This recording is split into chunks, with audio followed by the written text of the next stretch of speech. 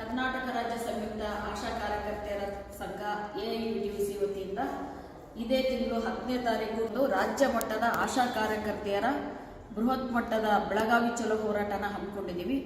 ಮುಖ್ಯವಾಗಿ ಜನವರಿ ತಿಂಗಳಲ್ಲಿ ಆಶಾ ಕಾರ್ಯಕರ್ತೆಯರು ಅನಿರ್ದಿಷ್ಟ ಹೋರಾಟ ಮಾಡುವಂಥ ಸಂದರ್ಭದಲ್ಲಿ 4ನೇ ದಿನ ಮಾನ್ಯ ಮುಖ್ಯಮಂತ್ರಿಗಳು ಮಾತುಕತೆ ಕರೆದು ನಾವು ಕೇಳಿದಂಥ 15,000 ರೂಪಾಯಿ ಏನೋ ನಿಗದಿ ಆಗಬೇಕು ಅಂತ ನಾವು ಕೇಳಿದ್ವಿ ಆಶಾ ಕಾರ್ಯಕರ್ತೆಯರಿಗೆ. ಅವು ಕೊನೆಗೆ ಚರ್ಚೆ ನಂತರ 10,000 ರೂಪಾಯಿ ಗ್ಯಾರಂಟಿ ಮಾಡುವಂಥದ್ದನ್ನು ನಮಗೆ ಮಾತು ಕೊಟ್ಟರು.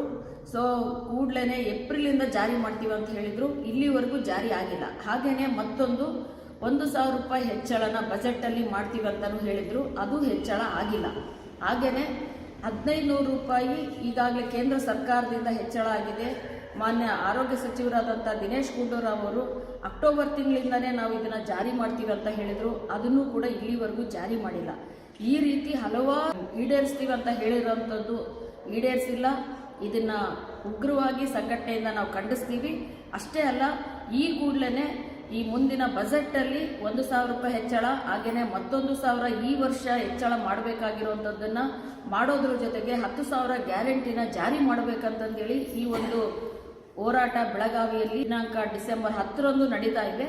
ಈ ಒಂದು ಹೋರಾಟಕ್ಕೆ ರಾಜ್ಯದ ಎಲ್ಲ ಜಿಲ್ಲೆಗಳಿಂದ ಪ್ರತಿನಿಧಿಗಳು, ಅಲ್ಲಿ ಹತ್ತಿರದ ಜಿಲ್ಲೆಯ ಎಲ್ಲ ಆಶಾ ಕಾರ್ಯಕರ್ತೆಯರು ಸಾವಿರಾರು ಸಂಖ್ಯೆಯಲ್ಲಿ ಪಾಲ್ಗೊಳ್ತಾ ಇದ್ದಾರೆ.